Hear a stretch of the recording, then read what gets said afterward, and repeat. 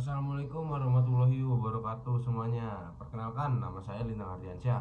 Jadi di sini saya akan menemani Anda selama beberapa menit ke depan untuk membahas passion saya. Ya, di sini saya itu mempunyai passion yaitu kulineran dan saya juga mempunyai passion yaitu berjualan atau sebagai entrepreneurship. Dan hari ini dua passion ini saya tuangkan ke dalam ide bisnis saya, atau bukan ide bisnis lagi tapi lebih ke bisnis saya yang sudah jalan di Cilegon. Nama bisnis saya itu Warung Soto Pak Mus, lokasinya di Cilegon. Tapi tunggu dulu, hari ini kita nggak cuma bicara soal kuah yang segar atau gimana sih caranya ngebikin bisnis ini atau gimana sih strateginya. Nah, tapi di sini kita bicara gimana sih kita ngubah modal kecil resep warisan menjadi model bisnis yang tahan banting dan bisa ekspansi ke mana-mana. Dalam 10 menit ke depan, saya akan bedah 6 pilar entrepreneurship yang saya terapkan dalam warung soto Pamus ini. Ini adalah resep penting guys. Jadi buruan deh kalian tonton terus. Ketika saya mau bilang saya mau buka warung soto, respon itu sama kayak udah banyak warung soto di mana-mana. Itu adalah tantangan entry barrier klasik di industri kuliner ini. Di titik ini, entrepreneur tuh harus berani mengambil resiko yang terukur. Saya nggak main tebak-tebakan tapi saya melakukan analisis nice. Saya sadar soto Betawi itu udah ada di mana-mana, kuat juga di sana, dan soto Lamongan kuat juga di Cilegon contohnya. Tapi saya punya potensi kalau warung soto Pak Mus ini yang menggunakan soto bening khas Jawa Timurnya. Kenapa? Karena di Cilegon ini masih jarang ada soto bening khas Jawa Timur. Dan mengapa juga sih? Karena rasa ini distinct, ringan yang, dan saya yakin juga bisa membuat rasa otentik yang tidak mudah ditiru. Ini adalah keputusan strategis yang bukan cuma selera sih. Dari sana juga kita bisa ubah mindset dari jualan ke bisnis. Kalau jualan tuh fokus bagaimana hari ini laku 100 mangkuk menurut saya. Tapi kalau bisnis itu kita lebih fokus ke bagaimana sih kita bisa menjual 1000 mangkok per bulan secara otomatis dan terstandar. Nah, inilah formulasi bisnis warung soto Pak Mus yang saya punya ini, yang saya rumuskan. Jadi rasa otentik itu ditambah dengan SOP yang bagus dikali dengan marketing digital yang bagus, itu adalah salah satu keunggulan yang kompetitif. Artinya kualitas rasa dan sistem yang benar-benar solid akan dilipat gandakan nilainya oleh strategi pemasaran modern itu, yaitu kalau saya sendiri pengguna TikTok. Jadi salah satu elemen ini sangat kuat. Yang ketiga, terus saya mempunyai pilar strategi produk dan penjualan. Jadi pilar pertama saya itu strategi produk dan inovasi. Produk saya adalah salah satu soto bening khas Jatim di Cilegon, tapi ada gimmicknya, yaitu sate-satean sebagai penambah untuk makanan soto bening seperti di Jawa Timur sana.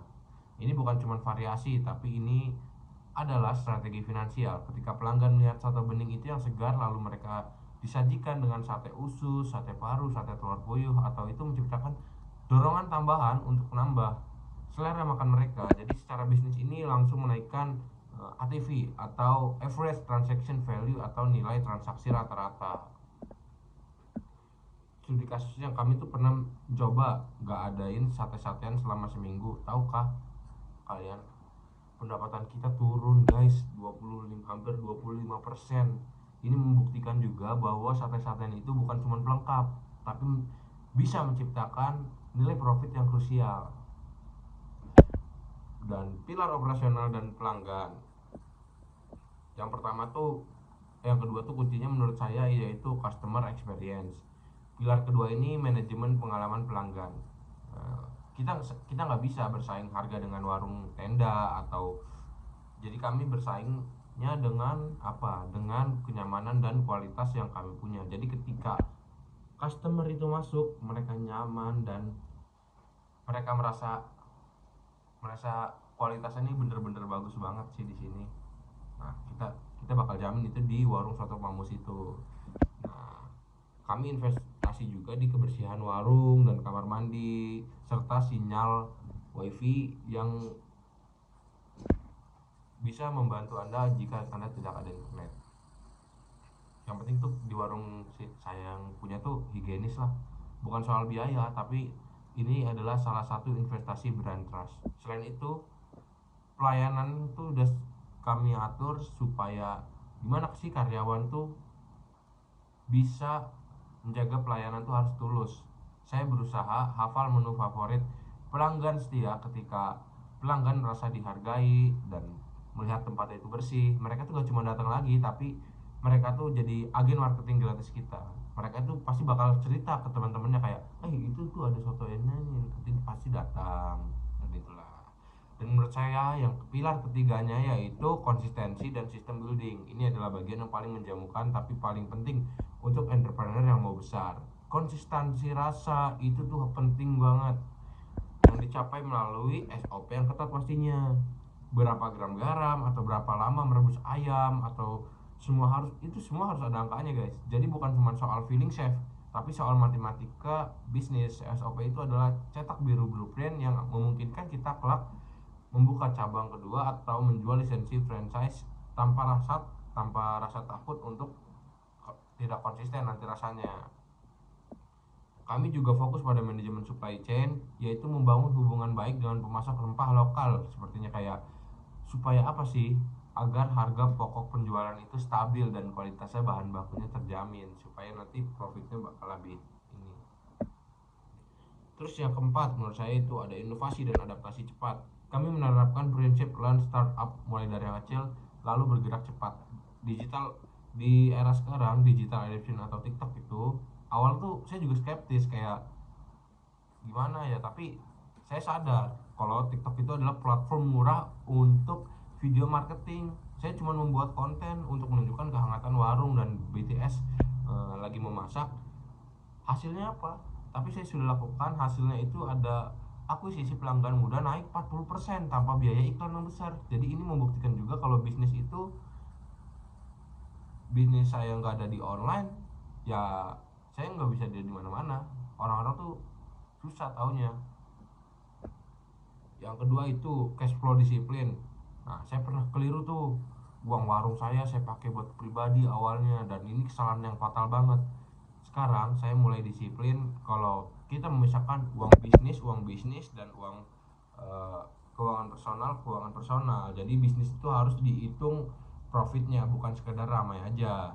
Terus yang ketiga itu pilarnya yaitu menurut saya agile strategi. Saya tuh harus cepat adaptasi ke delivery platform atau ojol seperti Gojek, Shopee Food sekarang, atau ya GrabFood. Nah, jadi ketika pendatang kami datang itu warung lain tuh panik. Kami sudah punya sistem delivery yang berjalan, mengubah tantangan jadi peluang. Di lain itu kita juga bisa menambah supaya orang-orang tuh tahu warung kita tuh ada di online, supaya mempermudah mereka juga kan. Yang keenam,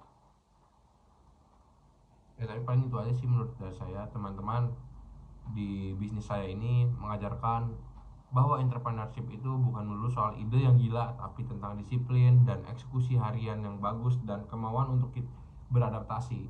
Jadi setiap mangkok yang saya jual itu adalah investasi untuk membangun cabang kedua besok. Visi saya jelas, yaitu untuk menduplikasi model bisnis warung soto ini melalui sistem franchise yang solid.